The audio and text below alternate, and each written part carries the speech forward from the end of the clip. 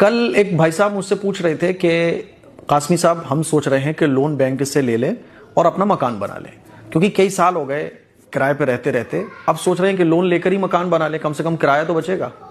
तो मैंने कहा आप लोन मत लो, क्योंकि देखो शरई एतबार से भी लोन लेना ये दुरुस्त नहीं है। बाकी आप सोच रहे हो कि लोन लेकर आप फायदे में रहोगे, फायदे में नहीं रहोगे, नुकसान में रहोगे।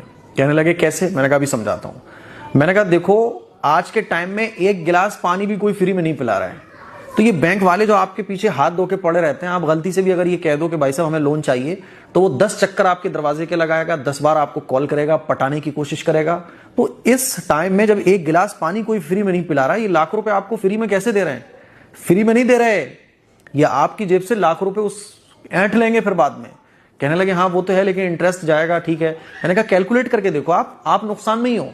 अभी सिर्फ आपको एक टेंशन है कि मकान का किराया देना है। लोन लेने के बाद आपके ऊपर हो जाएंगी 50 टेंशन मैं आपको लिख के दे रहा हूं, और वो टेंशन ऐसी होंगी कि सुकून की नींद भी नहीं आएगी। और खुदा ना खास्ता 5 साल किसने देखे भाई, किसी का काम डाउन हो गया, कोई बीमार हो गया, कोई इंतकाल कर गया, तो इतनी बड़ी मुसीबत घर वालों के ऊपर आएगी आप सोच नहीं सकते हो। मैंने कहा देखो आप 5 लाख रुपए का लोन लोगे और 12-15% के हिसाब से अगर आप इंटरेस्ट पे करोगे, तो 5 साल अगर आपने ईएमआई बनाई तो 11-12 हजार रुपए आपकी ईएमआई बनेगी, और हर महीने 3-3.5 हजार रुपए आप इंटरेस्ट के दोगे।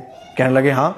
तो मैंने कहा हर महीने जब आप बैंक को 5 साल तक 3,000 रुपए इंटरेस्ट के पे करोगे, या आपने 3 साल के लिए लोन लिया, तो 3 साल तक हर महीने आप 3-3.5 हजार रुपए आप इंटरेस्ट के पे करोगे।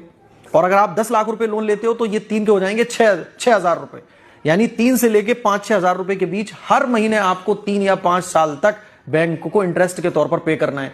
तो मैंने कहा भाई 3,000 रुपए आपका किराया जाता है मकान का, ये 3,000 रुपए आप मकान का किराया दो, और जितना आप महीने में किस्त दोगे ये आप सेव करते रहो, अपने सेविंग अकाउंट में सेव कर लो, या किसी चीज में इन्वेस्ट कर दो, शेयर मार्केट में लगा दो, या साहब सोने का बिस्किट वगैरह लेके डाल दो, जब सोने के रेट बढ़े जब आप सेल कर दीजिएगा, और वो अमाउंट से आप मकान बनवा लीजिएगा।